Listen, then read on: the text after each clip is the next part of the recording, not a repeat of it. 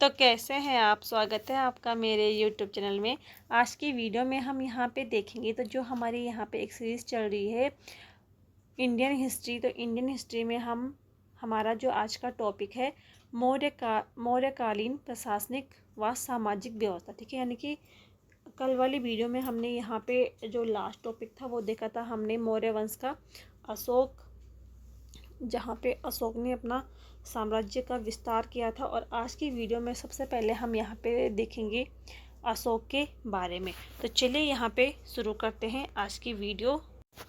तो यहाँ पे देखते हैं अशोक के अभिलेख। ठीक है, कहाँ कहाँ से प्राप्त हुए। तो सबसे पहले हम देखेंगे अशोक के अभिलेखों की खोज किसने की थी।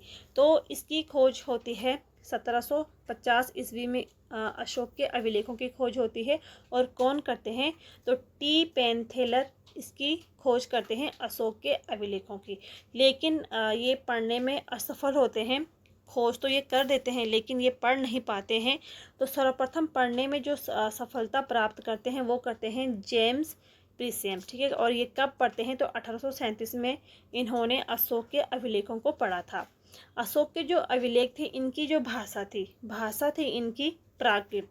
ठीक है, लेकिन ये जो लिपि थी इन अभिलेखों की, तो ये 4 प्रकार की इनकी लिपि थी। कौन कौन सी वो लिपियाँ थी, तो एक तो यहाँ पे थी ब्राह्मी लिपि, दूसरी है खरोष्ट लिपि, तीसरी है यहाँ पे आरमाइक और चौथी है यहाँ पे ग्रीक लिपि। तो अशोक के जो अभिलेख थे भाषा प्राकृत भाषा में थे और लिपि इनकी ये 4 प्रकार की थी। जो यहाँ पे ग्रीक और आरमाइक लिपि है तो ये यूनानी लिपि थी। ठीक है, इसके अलावा ब्राह्मी लिपि में लिखे गए जितने भी अभिलेख हैं वो भारत में हैं, और खरोष्ट लिपि में जो लिखे गए अभिलेख हैं वो पाकिस्तान में हैं, और आरमाइक लिपि में जो लिखे गए हैं वो हैं अफ़गानिस्तान में, और ग्रीक लिपि में जो अभिलेख लिखा गया है तो वो एशिया के मायगर में स्थित है। आगे यहाँ पे देखते हैं अशोक के शिलालेखों के बारे में। तो सबसे पहले यहाँ पे देखते हैं बृहद शिलालेख। ठीक है, तो अशोक के यहाँ पे कुल शिलालेख हैं 14, जो कि 8 स्थानों से प्राप्त हुए हैं। अब कौन कौन से वो 8 स्थान हैं वो भी हम यहाँ पे देख लेते हैं। पहला है यहाँ पे शाहबाज गढ़ी। ठीक है, जो वर्तमान में पाकिस्तान के पेशावर जिले में स्थित है। दूसरा है यहाँ पे जो दूसरा शिलालेख प्राप्त हुआ है मानसेहरा का शिलालेख, ये है हजारा जिले में स्थित है और ये भी पाकिस्तान में स्थित है। तीसरा है यहाँ पे कालसी अभिलेख, तो ये उत्तराखंड के देहरादून जिले में स्थित है। यमुना और टोंस नदी के संगम पर ये लेख स्थित है। चौथा है यहाँ पे गिरनार, जो कि गुजरात राज्य के कठियावाड़ में जूनागढ़ के समीप गिरनार की पहाड़ी पर स्थित है। और पांचवा है यहाँ पे धौली अभिलेख। ठीक है, ये उड़ीसा के केपुरी जिले में स्थित है। अगला है यहाँ पे जोगढ़ अभिलेख, जो कि उड़ीसा राज्य के गंजाम जिले में ये स्थित है। अगला है यहाँ पे 7वां एरागुड़ी, जो कि आंध्र प्रदेश राज्य के कर्नूल जिले में स्थित है। और 8वां है यहाँ पे सोपारा अभिलेख, जो कि महाराष्ट्र में ये स्थित है। अब यहाँ पे देखते हैं लघु शिलालेख। ठीक है, तो लघु शिलालेख कितने हैं, 13 लघु शिलालेख हैं, और इनमें जो इम्पोर्टेंट है हम उन्हीं को यहाँ पे देखेंगे। तो यहाँ पे 2 इम्पोर्टेंट लघु शिलालेख हैं अशोक के। भब्रू, इसको बैराट भी कहा जाता है, जो कि राजस्थान के जयपुर जिले में है, और अहरोरा, ठीक है, ये उत्तर प्रदेश में स्थित है। तो ये 2 यहाँ पे काफ़ी इम्पोर्टेंट है। अब देखते हैं यहाँ पे अशोक के लघु स्तंभ या इनको स्तूप भी कहा जाता है।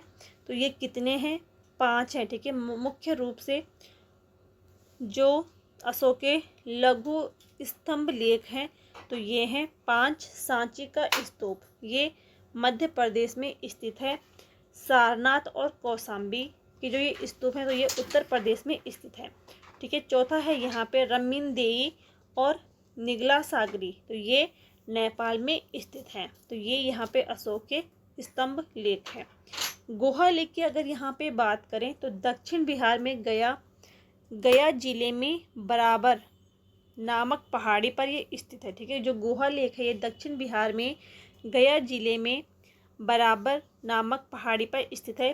इस गुहा लेख में विवरण है कि अशोक ने आजीवक संप्रदाय के साधुओं के निवास के लिए इस गुहा को यहाँ पे दान दिया है। ठीक है, तो जो अशोक थे ये इन्होंने बौद्ध धर्म को अपनाया था और इन्होंने बौद्ध धर्म का काफ़ी प्रचार भी किया था। ये जो गुहा लेख है इसकी जो भाषा है वो है प्राकृत भाषा और लिपि है इसकी ब्राह्मी लिपि।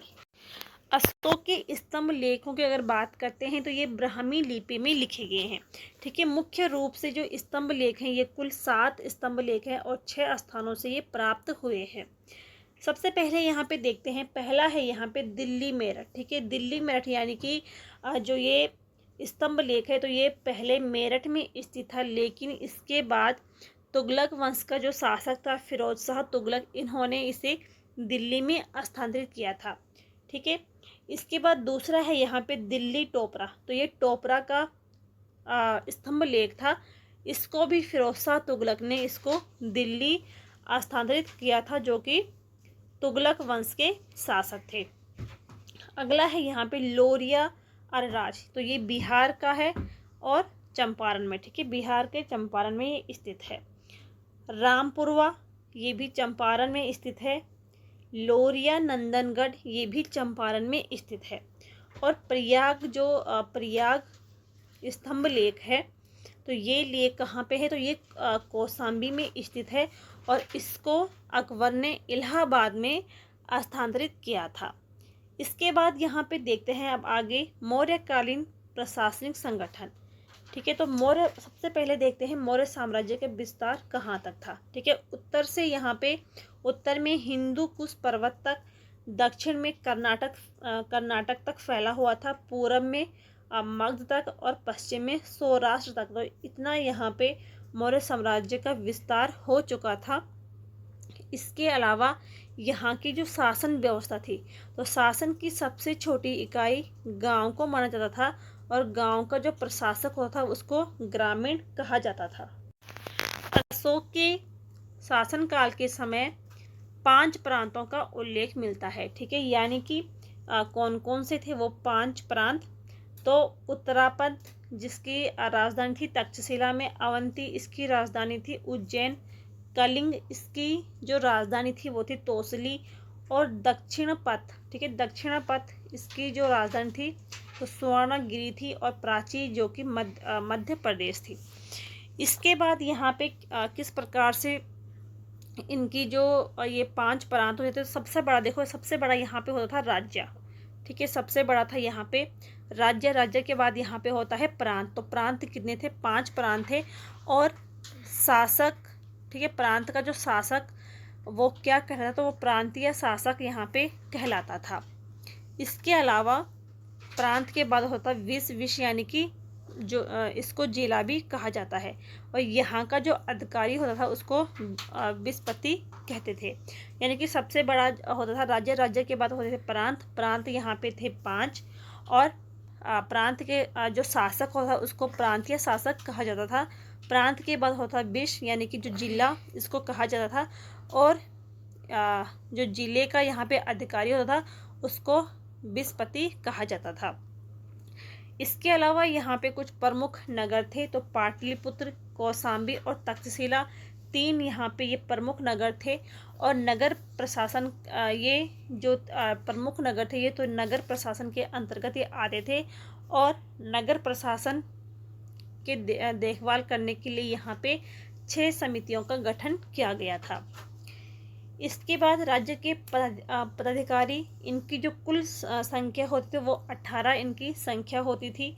और यहाँ की जो अर्थव्यवस्था थी तो मुख्य रूप से कृषि इनका व्यवसाय था। तो कृषि पे यहाँ पे 1/6 से लेके 1/4 भाग इनका ये कृषि कर था। तो कुल उपज का, ठीक है, कुल उपज का 1/6 से लेके 1/4 भाग इनको कृषि कर लिया जाता था।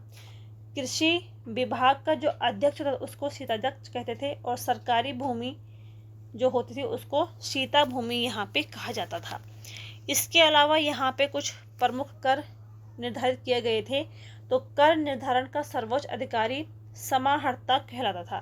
प्रमुख कर थे इनके विष्टि, ठीक है, जो कि निःशुल्क श्रम एवं बेगार, यानी कि किसी को बिना बेगार दिए वहाँ पे काम करवाना, यहाँ उस टाइम पे इसको वृष्टि कर यहाँ पे कहा जाता था। दूसरा था यहाँ पे प्राणायाम कर, ये आपातकालीन कर था। और तीसरा था यहाँ पे हिरण्य, ये नगद कर था। बलि कर, ये राजस्व कर यहाँ पे था।